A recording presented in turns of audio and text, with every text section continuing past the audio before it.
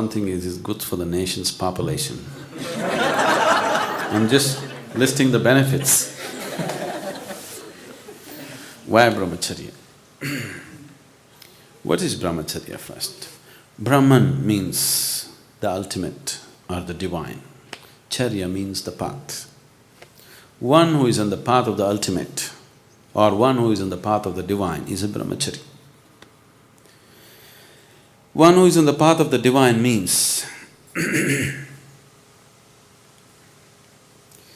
see, after all, everybody is in search of joyfulness, isn't it? Knowingly or unknowingly. Yes or no? Yes. Yes.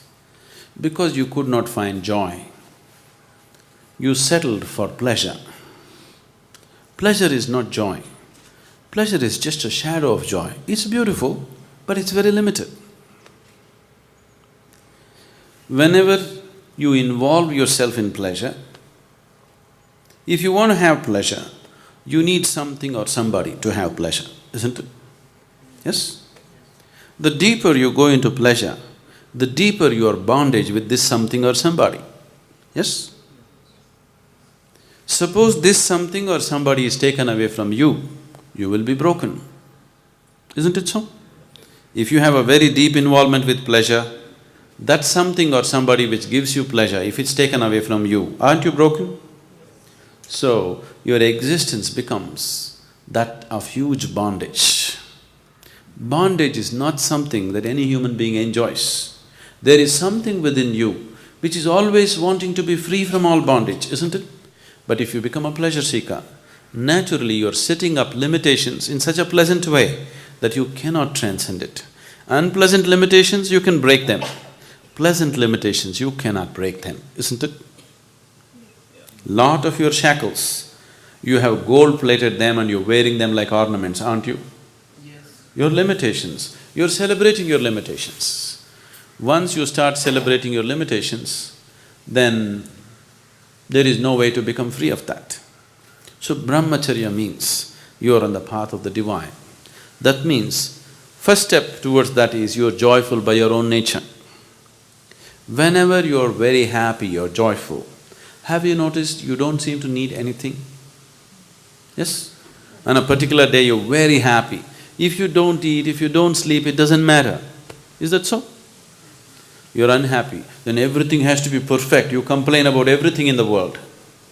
Isn't it so? When you're really joyful, just see, it sets you free. When you're unhappy, everything is important, everything has to be in a particular way. For everything you will complain. Unhappy people are always complaining. Happy people are always easy to work with, easy to be with, because nothing matters when you're happy. Everything is flexible. Which is freedom? Joy is freedom or pleasure is freedom? Joy is obviously freedom, isn't it? So, you're seeing how to become joyful. If you seek it outside, you will invariably end up becoming a pleasure seeker. Anyway, the source of joy is within you. Whenever you were happy, did happiness happen from within you or did it rain upon you from outside? Always within you, isn't it? So if the source of happiness is within you, searching for it outside is quite a stupid thing. Yes? It is just that the source of happiness is within you, you are using an external stimulus to bring forth the joy in you. Or in other words, your joy is on push start. Shall we fix self-start on it? Don't want? If you put self-start on your joy, then you're a brahmachari. Now, you're on the path of the divine. You're joyful by your own nature. Have all the brahmacharis here become like that? Maybe not, but that's the intention. They're working towards that. To work towards that, you need a certain space and time of your own, that you don't have other things to handle in your life. So, they have chosen a certain way of life. Now, yesterday we went up the mountain, just carrying your own body weight and reaching there, many of you, your legs are trembling, isn't it? Suppose you want to carry 4 people on your shoulders and walk up the mountain, how many of you would make it? Most of you would not make it, isn't it? So that's why brahmacharya. You understand? You are planning to climb a big peak. If you had the strength to carry 10 people on your shoulders and walk, that would be fantastic. But we rarely find such people. It's better to walk alone. So they walk alone. Now, your problem is that by the time you became 14, your intelligence got hijacked by your hormones so much, you can't understand or you cannot accept how somebody can be free from it.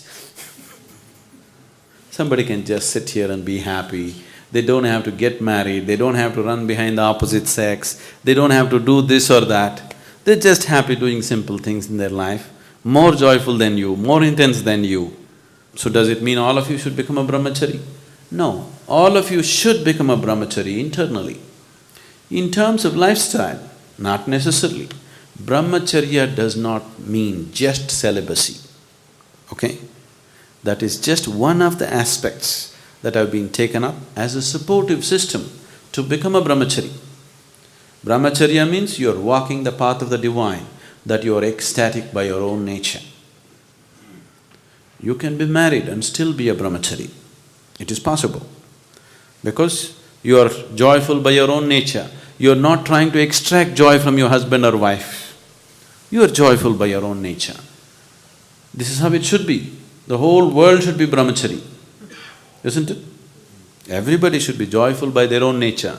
If two people come together, it should be more a sharing of joy, not extracting joy from each other, isn't it?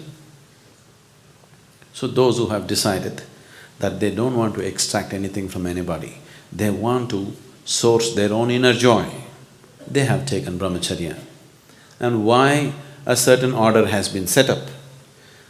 They have been taken up not just for their realization. If it's just their realization, we can take care of in so many ways. How many of you eaten mangoes? You eaten mangoes? You ate mangoes? No? How many of you have planted mango trees? See, just 10 people have planted mango trees, but everybody has eaten mangoes. It's only because constantly in every generation, those 10 people are planting mango trees, everybody else is eating, isn't it? So, to carry on the spiritual path in its integrity, brahmacharis are needed. Brahmacharis means we are keeping them in such a way that their energies are loose, malleable, we can make anything out of them. Just anything out of them. I can combine 10 brahmacharis into one and make 10 brahmacharis into one huge human being, a huge force. We have kept their energies loose, no personality. Whichever way you bend, they will become that way. See, if we take analogies, you are like a pot, you are a karmic pot. A certain karmas, certain influences have molded you into a certain shape, yes? Now you become a certain type of person.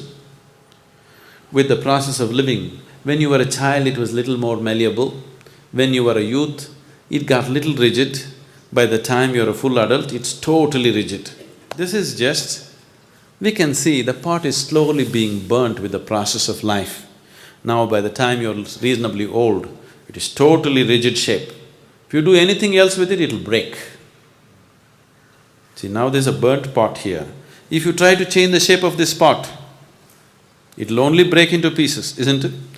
But when it was unburnt, very easily you could mold it into anything. You made 10 unburnt pots.